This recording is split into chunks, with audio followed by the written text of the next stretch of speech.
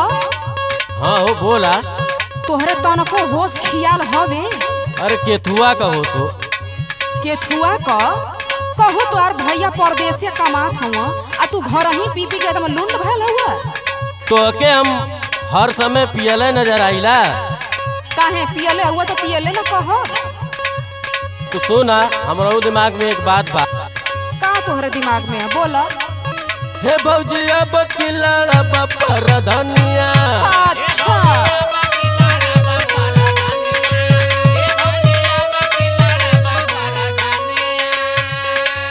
जिसके देखाई भम जानी सारी दुनिया, जिसके देखाई भम जानी सारी दुनिया।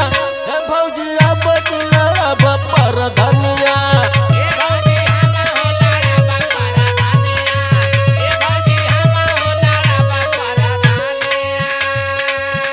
पहले अपन दशा सुधारा तब प्रधानी के बारे में सोची है जानला। सुना पहले। हाँ सुना बा। ए देवरुआ अपन तू संभारी ला रहनिया।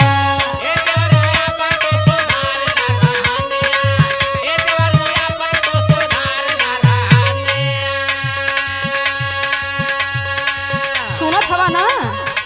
हाँ हाँ सुनत बोला। हाँ तो सुना एकदम कान खोल के। सुनत बोला। पी पी के गिरेला तो देखे सारी दुनिया। पी पी के गिरेला तो देखे सारी दुनिया।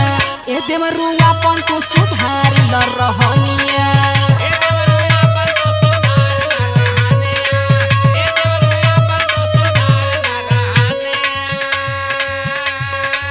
अरे अब ही तो हमारे बारे में तू जनबा ना करी।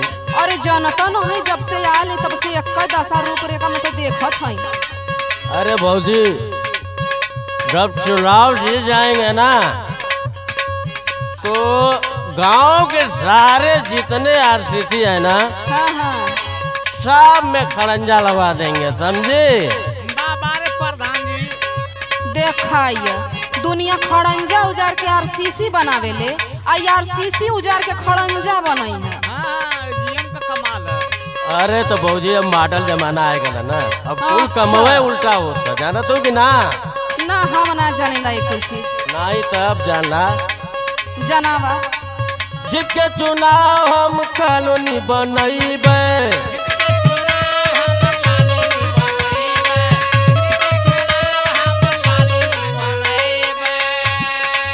कोई जौन किया नहीं कई के दिखैबे।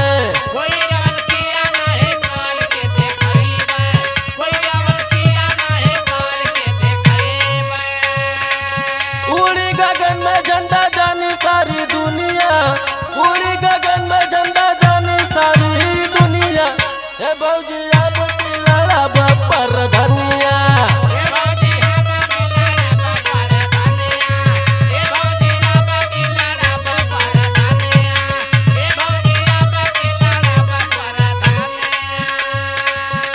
देखाइए ई तिरंगा झंडा पता नहीं का लहरई है। पहले खैले का तो ठेकान बनौता ना हम चलत हम प्रधानी लड़े। अरे तू खाली ऐसे ही देखत राम काका लहरिया देला हो। कुछ ना करबा सुना पहले। तू ना बा। ढेर बकर बकर तू सुनावे ला कहानिया।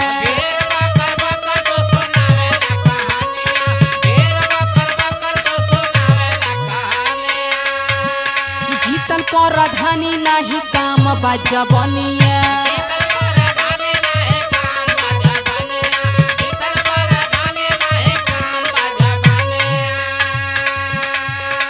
ढेर बकर बकर बोलले से न कुल काम ना होला जानला।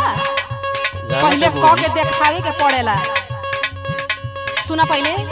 सुना बा। ढेर बकर बकर तू सुनावे ला कहानिया। जीतल प्रधानी नाही काम बाजबनिया। पप्पू रंग बहादुर सब जाने ले कहानिया। पप्पू रंग बहादुर सब जाने ले कहानिया। पी पी के गिरेला तो देख सारी दुनिया।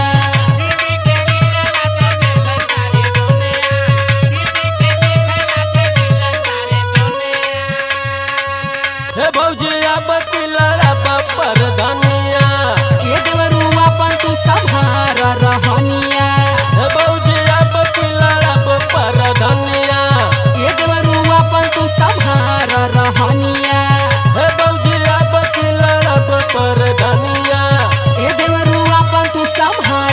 रहनिया।